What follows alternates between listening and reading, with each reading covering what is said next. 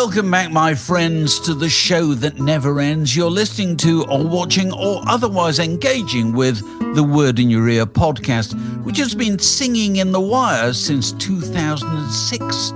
What does this mean? It means that compared to Word in Your Ear, every other podcast is an arriviste, a parvenu, a jumped-up Johnny-come-lately.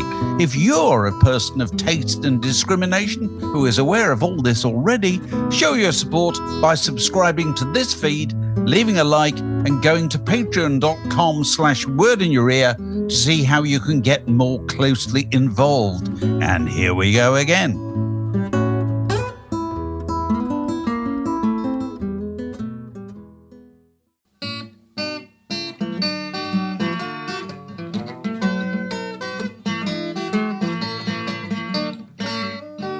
You're listening to a podcast from The Word. David, good news. I have a Stackwaddy quiz for you. Let joy be unconfined. A Stackwaddy for occasional listeners is it's a quiz with 5 or 6 options, one of which is made up. Now, this is based on the fact that the great Lady Gaga is back in town in London. Who I think is terrific. She's playing at the O2 and she's carved out a kind of USP now as the weirdest. Taylor Swift, Beyonce, Madonna, they may all be bigger commercially, but she is the weirdest, isn't she, Dave? It's not just music, this is performance art. Okay. Even if none of this performance art makes any sense. And she arrived at the beginning of her show, the Mayhem Ball, atop an enormous prop skirt whose 275 metres of fabric curtains opened to reveal a cage with 2 tiers of dancers and an elevator. So I thought I would just try out on you 6 of her grand openings in the past, her grand arrivals on stage, and see if you could figure out which of these I've made up. 5 of them did actually happen. Okay? Go on. The first is Lady Gaga arrived at her Fame perfume launch in New York with half her head shaved, and then had a big angel cherub tattooed on the back of her skull on stage. All right? Okay, yeah. That's number 1. To launch her new album, Art Pop, in 2013, the Out of This World songstress unveiled the world's first flying dress. The battery-operated contraption featured 6 rotors that lifted her off the ground. Right.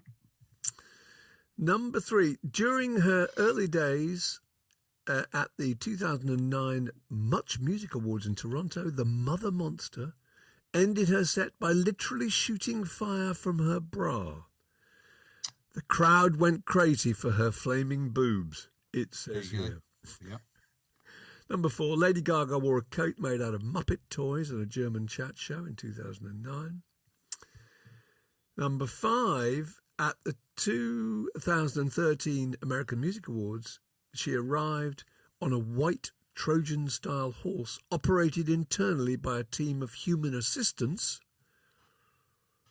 Right? And the last one, she threw a 95th birthday party for Tony Bennett in 2021 and arrived carried head high by men in body stockings on a giant plate of rigatoni al filetto de pomodoro, his favourite dish. Of course. Well, okay. Well, they all sound immensely plausible to me. I'm relieved I didn't witness any of them. I'm going to take a wild guess. I love her, I've got to be honest. Because I haven't got a clue. I don't love her, actually. Do you know, because I don't love outrageousness. It kind of bores me, you know what I mean? People trying to go one louder in whatever it is just bores me rigid. But anyway, I'm going to say Tony Bennett's 95th birthday. I think you've made that one up. Oh, Lord. That's too pat. Have I got it no. You're absolutely right. Yes. Oh, you're totally right. You see, the thing is, the 95th birthday with the rigatoni and the detail of the men in body stockings, the sauce, whatever, has a touch of imagination, which really she doesn't have. You know, her You're stuff is crediting me with more imagination than Lady just Gaga. kind of, it's just weird. It's sitting round with the star and her kind of coterie going, I'll tell you what would be amazing. And none of them go, no, don't do that. So you end up... I love her for doing it.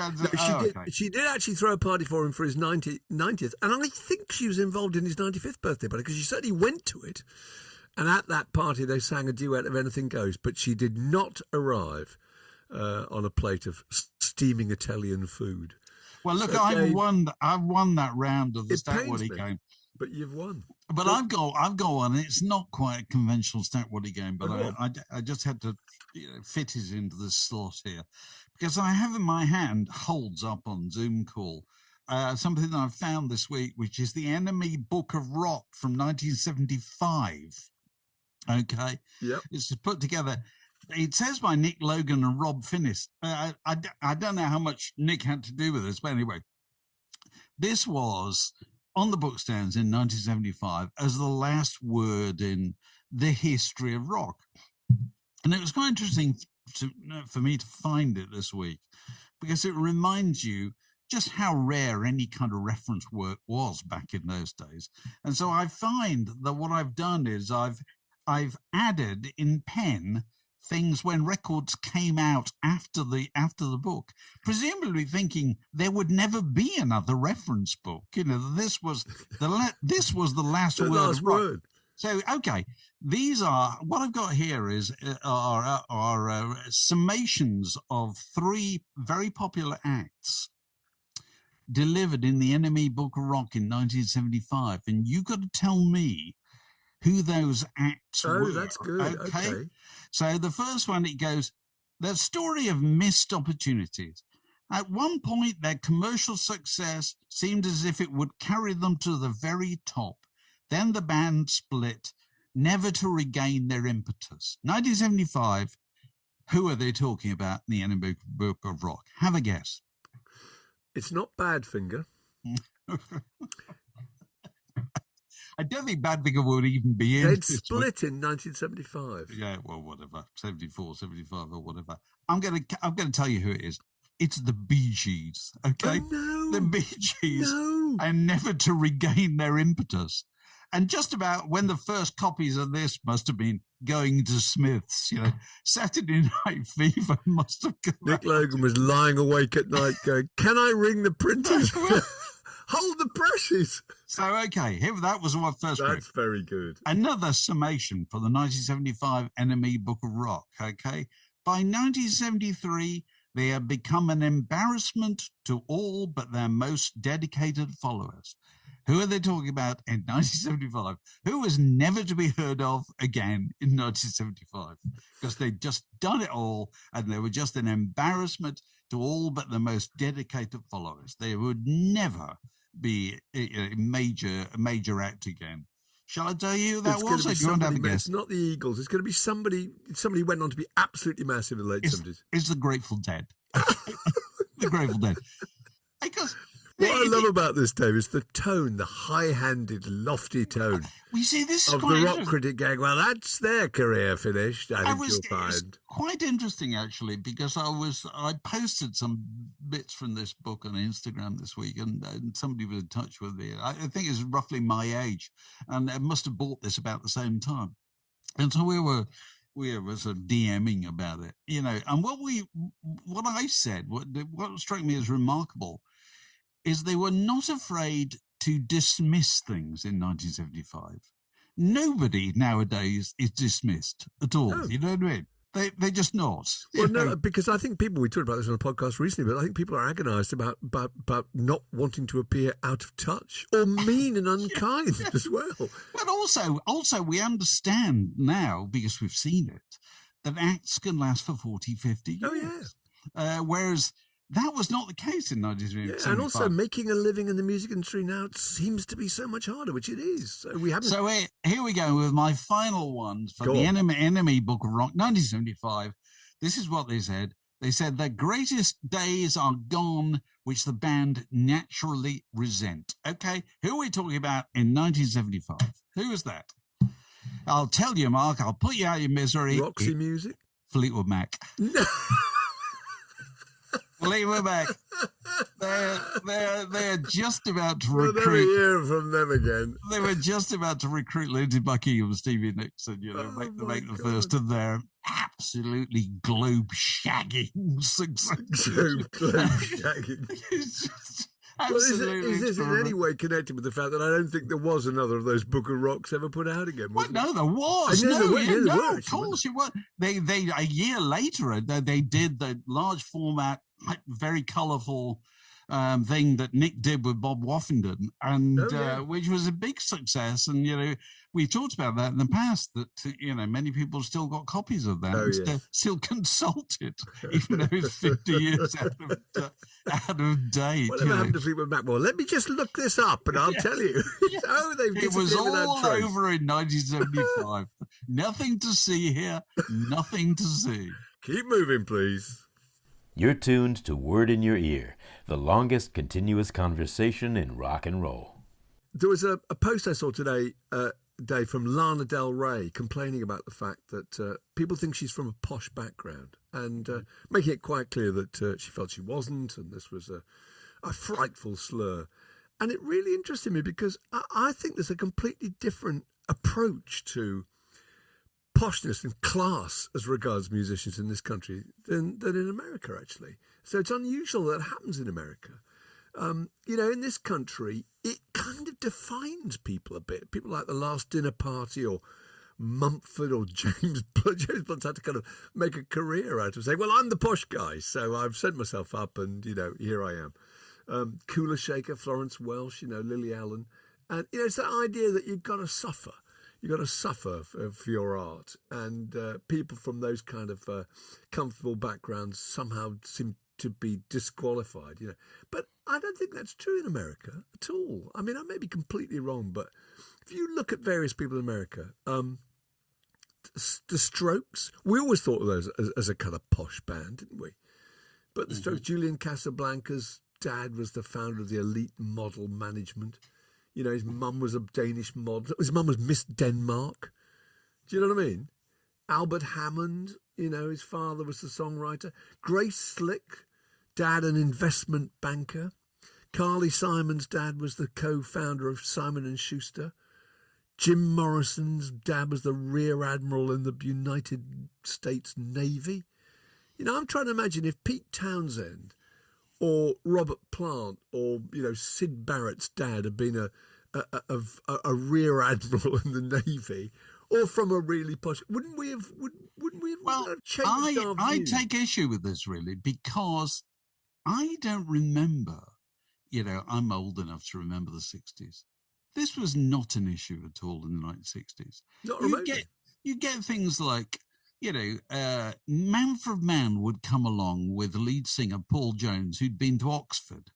Yeah. And that would be worthy of one line in a profile. Yeah. Nobody would harp on about it at all, And you kind of accepted that, the Trogs were slightly different from Manfred Mann in their kind of in their makeup and their kind of hinterland, and nobody would go on about it.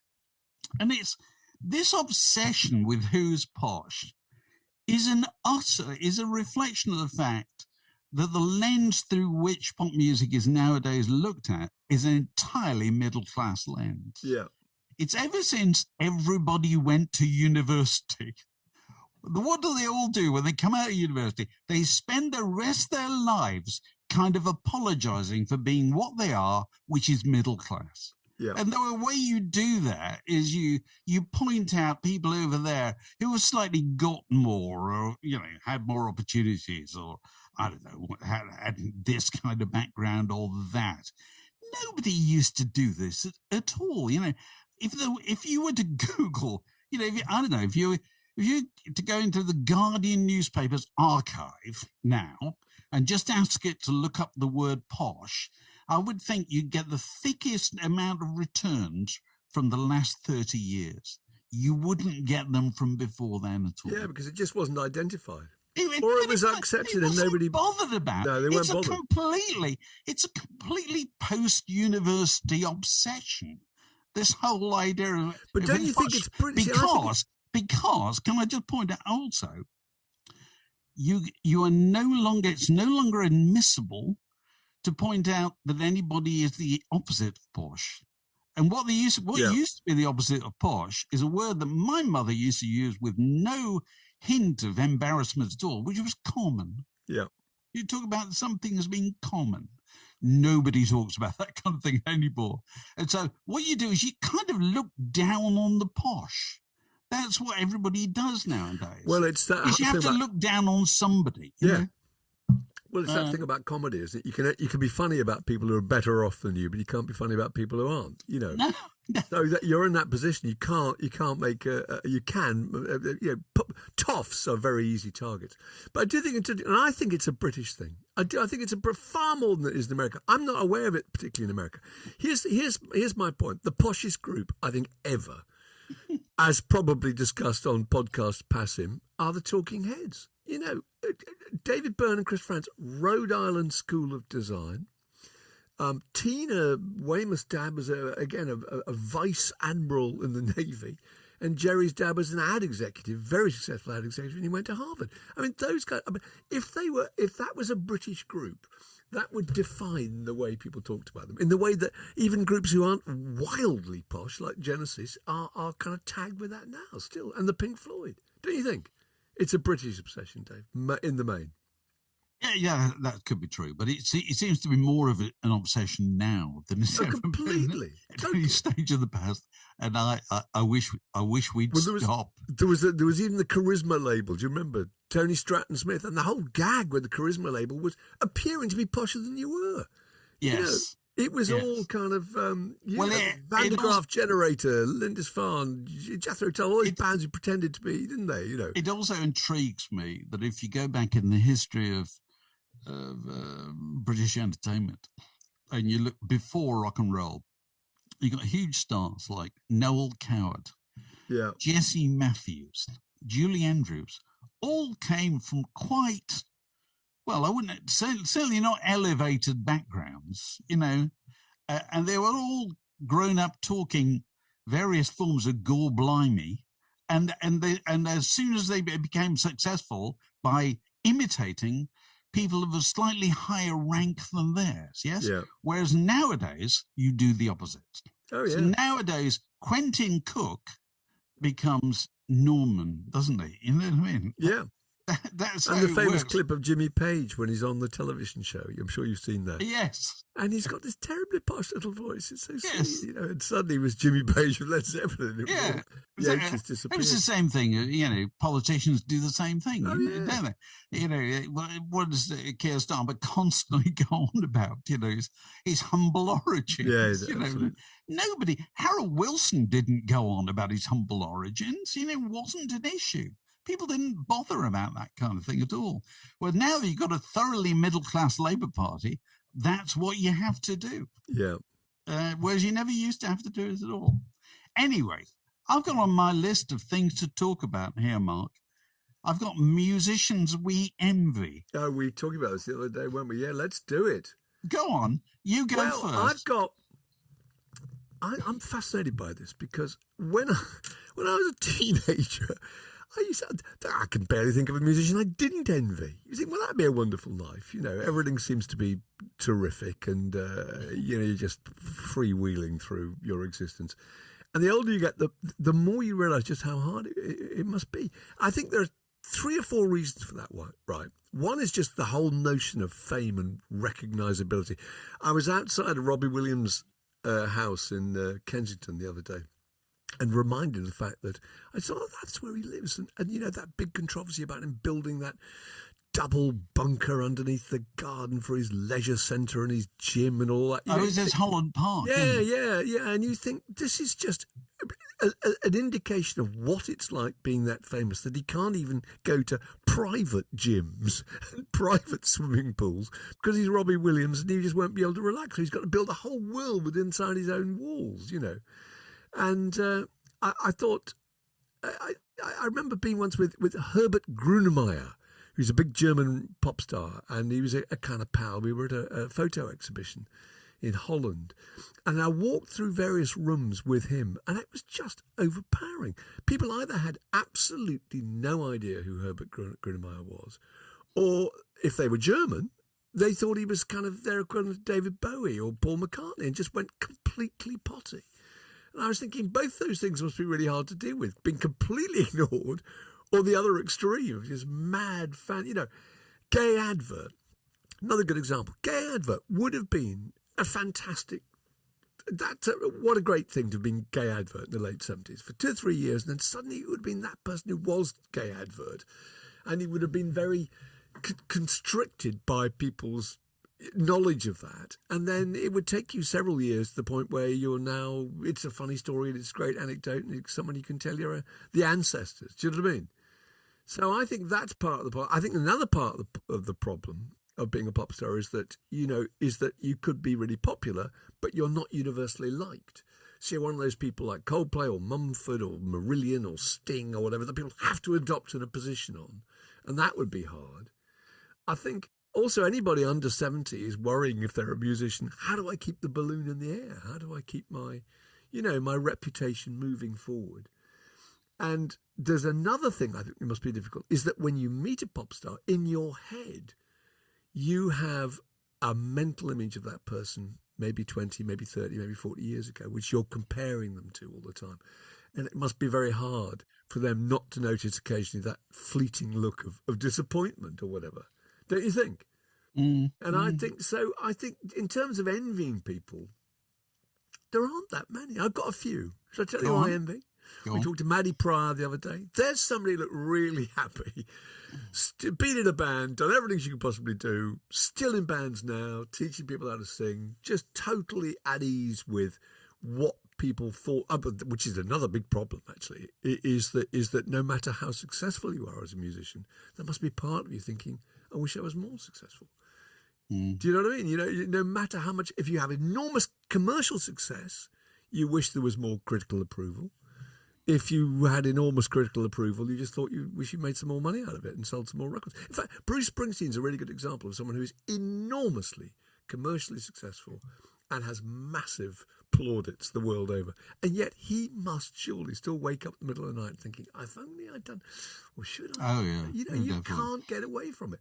No. So anyway, Maddie Pryor as well. Jem Finer, randomly, I pick him. Jem Finer of the Pogues. That's a great life. He wrote Fairy Tale of New York. The money is still coming in, as it would be from quite a lot of those Pogues compositions. He's sort of retired. He doesn't have to be a Pogue anymore, but he could choose to be if he wanted to be. And nothing's expected of him. That's good. Gary Talent, Gary Talent of the E Street Band, I don't know if you call him a rock star, but that's a great job, isn't it? All Just right. playing the bass parts on E Street Band songs, all of which are in 4/4. Not an enormous amount of effort required. John Paul Jones of Led Zeppelin. I kind of admire. He lives quite near me. I occasionally see him in Marks and Sparks. Nobody has the faintest idea who he is. That's such a good He's thing. queuing up Marks and Spencer. He looks a bit like Robert Redford. Still fabulous looking. Nobody has. It would be great. You ought to ask the manager if you could go and get on the PA and just, where they do the announcement saying, could I have help on till 3? Yeah. So you just hear your voice saying, does everybody realise one of the most famous rock stars in the world is in this Marks and Spencer's right now? People would just go mad, wouldn't they? They wouldn't know what they were looking for at all. That's great. I love it. This is about, and he's often there with the girl that he married 58 years ago. I mean, that's another great thing. No, what a brilliant thing. 58 years of marriage. I don't know. Donald Fagen, I think it'd be fun to be, but mine is probably Randy Newman. I'm sorry. Randy Newman, I envy. Randy Newman, those who recognise him would be really respectful and really knocked out. Those who don't recognise him will leave him alone.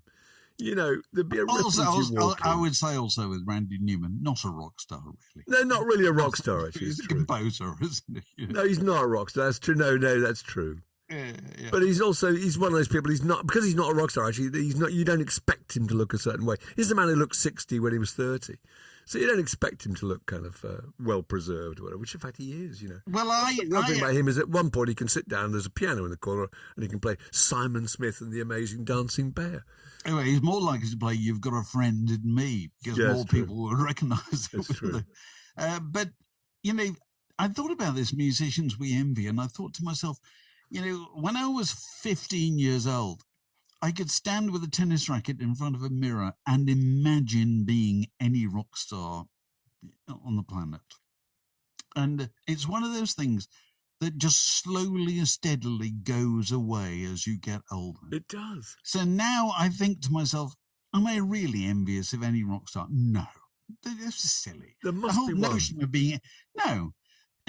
Not at all, because you think, would you want that life? No, well, I've got a life, I don't want to swap my grandchildren for theirs or something, exactly. So it doesn't work. But I was thinking to myself, I can imagine, I tell you what I'd like to do, and I'd like to do it for about 12 seconds, because I think that's how long it would be before I would be rumbled and the whole illusion would just evaporate. But I'd like to be Bruce Springsteen for 12 seconds in the middle of his show when he goes 1, 2, 3, 4, and the band fall in behind him, and it takes the audience about 3 seconds to realize they've started playing The Promised Land. Yeah. And the whole, whatever the venue is, it just lifts about 8 feet off the floor. I envy him the feeling that must be. And if you want to know why people like Bruce Springsteen still do it, I think that's a really strong drug, that kind of thing. Oh, undoubtedly. If you've done that once in your life, you must want to continue doing it, because there can be nothing else in the world that is like that. Like Gary Lineker said about scoring goals, the terrible, dirty secret is it's better than sex. No, I completely understand that. Whereas, Bruce Springsteen has the option to go and do that. So that's my kind of fantasy. So I don't envy any of these people, their job or their life or whatever. I've got 3 cases of pop stars' houses or domestic setups that I envy. Go on. Okay. And I went quite a few years ago. I went to spend some time with Neil Finn in Auckland. Oh, I remember you did, yes. And he had, I think it was called Roundhead Studios. It was former small cinema in an area of Auckland that was his. He'd bought it. And so it was a workshop. It was a place to keep the equipment. It was editing suites. It was becoming studios. It was offices. It was, it was a rumpus room. It was whatever he wanted it to be. So he could go from home to there when he felt like and do as much or as little work as he wanted to do in that delightful surroundings. I thought, oh, God, that's good. I like the idea. That'd be beautiful. Slightly more modest, but no less enviable. Thomas Dolby, I don't know if he still lives there, but he used to live in the most torpedo boat. No. He lived in Suffolk on the coast, some modest house, and he had an old lifeboat on his front garden, which he'd converted into a small studio. So basically, of an evening, he could go down the end of his small garden, get in a little antique lifeboat, and look out at the ships coming out of wherever is the port nearby, into the English Channel and beyond, while sort of doing a bit of work. I thought that's enormously enviable. The most enviable, and a person who kind of I do envy in some ways, a musician, never been successful, but I do like him myself, is Joe Henry. Joe Henry, the kind of musician producer, and up until quite recently, because I think he sold it, he lived in a beautiful house, old house in Los Angeles, which is a historical site called Garfield House. It used to be, I think it was built by the widow of a President Garfield, back in the turn of the last century. And beautiful old wooden house, enormous, great place. and he made a studio in the basement. This is the house where he used to record in there, and they said it had a sound that you didn't get anywhere else in the world. And he used to leave the windows open so you heard traffic going past. Oh, I've heard those records. Yes, you can. And wonderful records. All these records that he's been involved with are wonderful, and pretty much all of them are with a wonderful percussionist called Jay Bellarose, who makes a sound that I don't think anybody else in the world makes. And the only downside of being Joe Henry, as far as I can see, and we don't know what goes on in anybody's lives, is his sister-in-law. Do you know who his sister-in-law is, Mark? Go on. Madonna. Oh, right. Now, I'm saying, so he married Melanie Ciccone, many years ago. And, was she a PR? 40 years ago. She worked for Warner Brothers. Probably still does. I think she's a PR. They're still married. And but I'm saying, if Madonna's your sister-in-law, that's a bit of a pain in the ass. Isn't it? Christmas lunch is going to... All the planning is going to... Can we put it back 4 hours? No, the sprouts are done. Oh, Lord. So there you go. So that's my list of, rock stars' possessions or former possessions that they envy. Neil Finn's place in Auckland. Tom Dolby's lifeboat. Thomas Dolby's lifeboat. And Joe Henry's fabulous, the Garfield house. You can go and find it online because it was sold. The estate agent's details were there online. It's absolutely the most enviable domicile I can possibly imagine. Anyway, that's we like their houses, not necessarily their lives. This is Word in Your Ear, down the rock and roll rabbit hole since 2007. So in any other business where we're joined by Alex Gold. Say hello, Alex. Hello, Alex. I wanted to talk about something that was triggered by something that happened this week. I don't know if you saw it, when Donald Trump and Pete Hegseth were confronted by, I think, 800 stone-faced senior military, the United States military, were brought from all over the world to be the audience for this Hegseth and Trump show. And did you see any of this stuff? I saw that, yeah. Okay, and the interesting thing was deafening silence most of the time. That's the point. Trump and Hegseth both took the stage thinking they were going to get, whoops, standing ovations. They would be carried along by the helium of public approval. And instead, they got such a stony silence that it must have really bothered them. And I looked at this and thought, here are two men, in the words of P.G. Wodehouse, dying like lice in a Russian's beard, And I thought, I know what that's like, to die on stage. And here's what I know about dying on stage. You never forget it. It never goes away. So I can tell you right now, I'm no the great medium in this, but neither Hegseth nor Trump will have slept since that. They'll have both woken in the middle of the night, snapped into a fetal position under whatever duvet they're using, and to recall that terrible silence. And what I'm going to ask you two to do is to share with the great Word in Your Ear listening public those occasions when you've died like a louse in a Russian's beard. And I'm going to go first. Go first. And I've never done this before. I died in 1973, I think it probably was. Is your DJ story, Dave?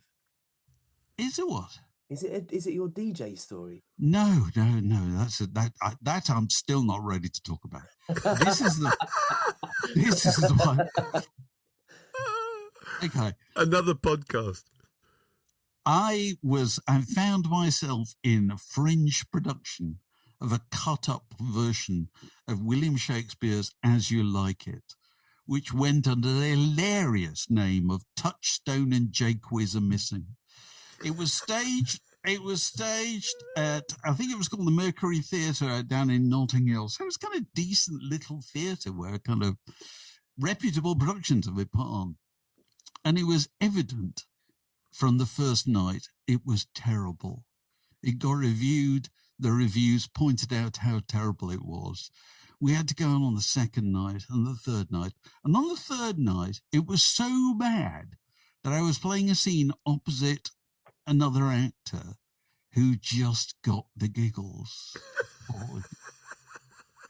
And I thought, this cannot be any worse. And the audience, which was sparse, was entirely made up of friends and family, all of whom were entertaining the same thought, which was, what the hell are we going to say to them afterwards? Yeah. Yes? You've done it again. It's just terrible. And I can see that guy's face right now. And that's a long time ago. It's over 50 years ago. I can see that guy's face in my dreams. I still occasionally, and it's over 50 years ago, wake up in the middle of the night, snap into a fetal position under my Star Wars duvet, and think about how terrible that was. And this is the first time I've been prepared to talk about it openly. I'm really touched that you've decided to share that. Yes. I thought I even feel vaguely sympathetic with Donald Trump's agony. God, yeah. Okay, so Alex, what about you? Have you died on stage? Oh, yes. The first thing that springs to mind is probably the first time I died on stage, actually. And I was around 15 years old, and my school band, Blue Blood, in case you're wondering, we'd graduated from the Assembly Hall to the Stratford-upon-Avon Leisure Centre. Ooh, good. It's a big step when you're in a teenage school band, and they had a little stage set up, which was, and the more I think about this, the more I think about how potentially dodgy it was on the health and safety front. Set up right in front of a fire escape, and I was playing the drums, and it was quite a kind of a small stage to fit us all on. And so we were all kind of tightly packed. And my drum stool was perched right on the edge of this riser, this stage. And during a particularly spirited rendition of My Generation, my stool decided to move itself back, and I fell backwards through said fire escape, stopping the gig. But the whole event, it got a bigger round of applause than any other song we played that night. And I've never forgotten that. I learned a few things about stool placement that evening. That's the worst thing, that got the most applause. There you go. Oh, so God, that's... What about you, Mark Allen? Mine was similar thing. I was in a band. When I was the editor of Q, I was in a band with Tom Hibbert, who used to work on Q too, called the Love Trousers, and we were shockingly poor. And one of our mates was the manager of the Bootleg Beatles, who lived in the street. And he said, I can get you some gigs if you want. He said that Roehampton College, Frobel College in Roehampton, are having their Christmas ball next week, and they need another band. He'd never heard us. This is an important point. He just thought, what can possibly go wrong? What's the worst that can happen? So we go on stage, 400 people at the Frobel College Ball. I can remember looking through the curtain from the side, and they were going mental. And they were going mental to a track that came out at that time, 1989, called Ride on Time. Do you remember that? Oh, yeah. Ride on Time, ride on time. 400 people. They were just swinging off pillars. They were jumping. They were punching the air. I mean, in my mind, I can see people actually standing on the tables laden with food and just dancing and going. And we went on, and we started with The Passenger, which is by Iggy Pop, which is admittedly reasonably upbeat. After that, we played Lover of the Bayou by the Byrds. And then we did Hey Hey My My by Neil Young. Ooh. And then we played Ghosts by Rocky Erickson. And at this point, the whole thing had ground to a halt. And there was some sort of wounded heckling. And people had just retreated from the dance floor and were sort of sitting on the floor, a lot of them, just by the tables at the back. And we ended, and I know this because one of the group's wives was filming it. And it ended with us going, thanks very much, good night. And there's just this one guy completely pissed at the bottom of Tom Hibbert's microphone stand who's making an internationally recognised hand gesture up at him. And we went off stage. I turned to the managing guy and I said, clearly not a dance crowd. At which point somebody put on another track, which I think was probably Pump Up the Volume by Technotronic, which had come out that year. And again, 400 people were back, going completely crazy. This is it. And I just remember that moment when we went off, again, the silence, thinking we have absolutely, not only we've made complete idiots of ourselves, we've wrecked this party. Yeah. No, I don't think I'm fully regarded. I'm not sure if I've talked about that much either. So there we are. Well, there you go. Anyone listening will have examples of their own that they will be revisiting. I'm sure they can share them with us in the usual places. So what have we been doing in the last week? We talked to Paul Gorman. I talked to Paul Gorman about his a book about Granny Takes a Trip, the boutique that kind of invented rock style in the late 60s. We talked. Who do we talk to? Talked to John McKee. We talked to John McKee about his Prince book, which is very good. I thought it's very good, very interesting. He's interviewed 200 people who were involved with Prince. Sign of the Times, really. Sign of the Times. Round about the time of Sign of the Times. And I talked to Robert Elms about the Blitz Club book, which he was very entertaining, coming up with lots of very good little quotes. One was that music and that club were for people who'd outgrown the 20th century. Which I thought was a good line, actually. But he was very entertaining. Good line. So all that stuff's up there in the usual places. And if you want to, play your part in keeping this show on the road, you might like to go and look at patreon.com/word in your ear to see how you might get more closely involved, possibly even in a financial sense. And if you did that and you tick the correct box, you could be joining us on the occasion of your birthday to throw another log on the crackling fire that is Word in Your Ear. And that signal honour this week is extended to Phil Turner. And now it's time for Word in Your Ear's birthday guest of the week. We're joined by Phil Turner. When's your birthday, Phil? Have you had it, or is it still to come? I've had it in every sense of the phrase. Yeah, it was early in this week. But in further birthday news, which rather fits in with what you wanted to talk about, is Lindsay Buckingham's birthday today, isn't it? Is that what you're saying? That's right. 76 today, apparently. 76. I can't imagine what that's like to be that old. No comments. No comments. Absolutely no so comments. Far in your distant memory, Dave. That, Everything's turning up Fleetwood Mac this week because you're a Fleetwood Mac fan and you wanted to talk about them. And funnily enough, Mark and I were talking about them earlier on the podcast because I've just dug up this The Enemy Book of Rock from 1975, and I was testing Mark with various readings from it to show how the world looks in 1975. And you know what the Enemy Book of Rock said about Fleetwood Mac in 1975? He said, they're now carrying on as a four-piece, but their greatest days are gone, which the band naturally resent. Which is absolutely astonishing. prophetic. And in fairness to them, that probably wasn't a bad call, given what... No, they're very accurate call. You would have got very long odds on them being successful. You really would. I mean, I remember at the time everybody saying, well, they keep going. They've got a bit of a following in the United States, but there was no sign of the kind of takeoff that subsequently happened. And so what I wanted to put a question to all of us, actually. Why is it that all these years later, Fleetwood Mac are still such a phenomenon and are still so popular? What would you say, Mark Allen? I'll go you first. What would you say? Oh, right, okay. I would say two or three things. One, I think Stevie Nicks. The top hat, the slightly gothic, the shawls, the feather boas, that keys into a kind of teenage literary fiction fantasy world that's very, very contemporary. I think there's a bit of that. I think the fact that the tangled romance of the members of the group, rather like ABBA, adds that music a sense of melancholy and a sense of depth.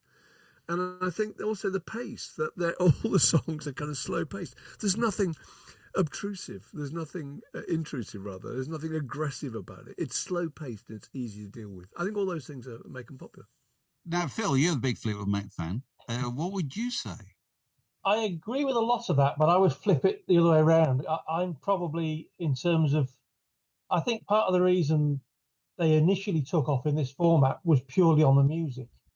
And I think if you're judging on the music, I think Buckingham's the most valuable player, because I would say for all Stevie Nicks and Christine McVie are fantastic songwriters, fantastic singers, but I don't think their songs ever sound quite as good without him at the helm. He's the guy who knows how to sort of make it work in the studio. For all, I'm sure he's a difficult guy to work with, but he's so I think it's because if you think of Rumours, I mean, like Rumours, it was kind of a word of mouth hit in this country, wasn't it? I don't think any single got into the top 20. It was all word of mouth and was just in the charts for forever. But for a teenage TikTok audience, the two girls. I think it's the music to begin with, and thereafter the enduring appeal is the whole soap opera. And I agree, that's where having a sort of figurehead, which Stevie Nicks obviously is, I think that plays really well. I mean, it's staggering really that sort of Buckingham and McVie for a long period are kind of not known by lots of people who buy those records. Yeah, it's kind of Stevie Nicks is the most well known, and then probably Mick Fleetwood second, and the two other people who write all the songs is sort of people don't really know who they are. I remember, Mark, you telling that tale of Roger Waters playing some sports hall in the States in the mid-'80s when the rest of the boys from Pink Floyd were over the road playing all his songs, playing the Enormodome. I know, playing a massive stadium, and it's kind of a bit like that. It is. That figure. What's your theory, Dave? Well, you can have all kinds of theories. I do think the fact that it's fronted by two women in people's memory and imagination makes it immensely contemporary in the world of Taylor Swift and so forth, because pop music nowadays is female, and Fleetwood Mac were female long before, so they were kind of ready for that.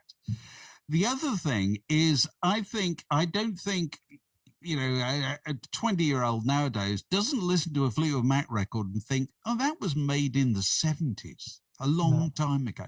It doesn't sound particularly different from if it had been made last week. Yeah, it's true. And, I think they were incredibly fortunate in that regard, so that most records from that long ago kind of date.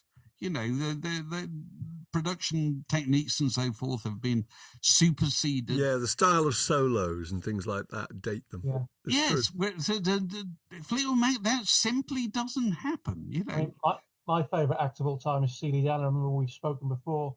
Those records don't sound dated, and that's probably real. They've got sort of legs as a result. It is. Maybe records are made particularly records made in the middle 70s date less. In the 80s records date very often, you know what I mean? Because everybody was reaching for the same production tools, to borrow the sound. Same gimmicks as well. Yeah, absolutely. Percussion gimmicks. That really wasn't the case. It's in the same way that, like, sort of CGI films, that's how they get made, but they just don't look as good as the ones where they've had to sort of spend a fortune with real people. Yeah, do it with real people. A lot better, though. Yeah. So anyway, just so there's always something new, even if it's something old. So you've got the Buckingham Nicks album to finally look forward to. Or have you actually bought it? Or is that your original copy? This actually, I bought this in 1989 at a record fair in Worcester for the grand total of £35, which seemed an absolute fortune at the time. And it is actually one of the original ones. Now, have either of you got a copy of it?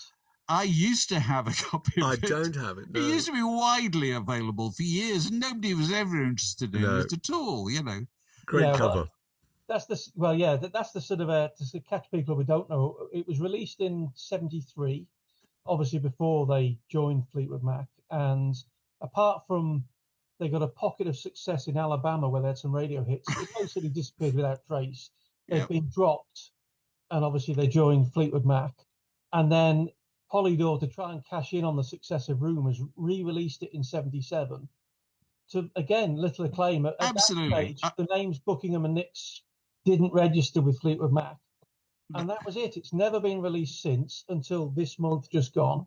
Never released on CD. I remember, like, polls in the 90s, it was the most requested record to be re-released on CD. It never did. Never released on streaming. And they brought it out, just the end of September. And as we speak now, it's currently in the top 10 in both the album charts in the US and the UK. That's absolutely Isn't that amazing? So much for the Enemy Book of Rock 1975. With that in your pipe and smoke But the point is, you were talking about the ongoing soap opera. I think that they've really lent into it and how they've sort of handled the reissue, because I think if they'd reissued this 20, 30 years ago, there'd have been quite a big marketing campaign from the record company. I know print media hasn't got the reach it has, as it would have done then, but they'd have had to have done some press for it, wouldn't they? They would have had to have had like a modern day photo of the two of them together and a couple of interviews, be it like front cover of the Rolling Stones or one of the magazines over here. And as far as I can tell, they haven't done one bit of press for this release which has come out. And there's a chance, I have a theory, there's a chance they've possibly not even had to talk to each other at any stage during the process. I hope that they have, but I think there's a chance it's because they were two of the people of the Heritage Acts who sold their back catalogues during lockdown for huge money to separate publishing firms, just to complicate matters. But I suspect both of those firms have thought, hang on a minute, we've got this collections of songs earning no money whatsoever, been sat on a shelf for 50 odd years. And they thought, right, we're releasing it. And whatever obstacles have been in the way of it being reissued before then, when someone else owns the music, they can. But that whole thing about the press is so much less important now, isn't it? And I can't see either of them being a tearing rush to get back together. No, but the way they've done it is, I don't know if you follow it at all, they basically used the sort of TikTok generation and the social media age, because the first inkling that anything was afoot was in July, when they suddenly started following each other on X and Instagram, and somebody conveniently spotted this, pointed this out to the rest of Twitter, and social media was awash for about a week saying what's going on. And then about 5 days later, Stevie Nicks posted some handwritten lyrics to half of one of the songs, a song called Frozen Love, and about 5 minutes later, Lindsay Buckingham's page. This is genius press manipulation, because it's very likely that they don't even operate their own Instagram. Yeah, I'm pretty sure. It will be someone. It will be someone else probably doing. But that's very good thinking. Yeah. And then And it's worked, and here we are talking about them. And about a week later, they put up a billboard in Sunset Strip, and then a couple of days after that, they posted at the same time, it's been re-released. Here's the page on Rhino Records. And they had like a premium vinyl, 7,000 of them, high fidelity at ridiculous prices, and they were sold out in under 7 hours. And as things stand now, I think that in the first week of the sort of the standard copy, they've sold combined sales of 40,000. That's not bad. It's not bad for one billboard, is it? Yeah. In 10 years' time, there'll be a new form of entertainment technology, and Fleetwood Mac will still be out there. So front and centre with this, and we'll be back with Phil on his birthday in 10 years' time. We'll return to the subject then. So, Phil, thanks very much. Very good. This podcast was brought to you by The Word.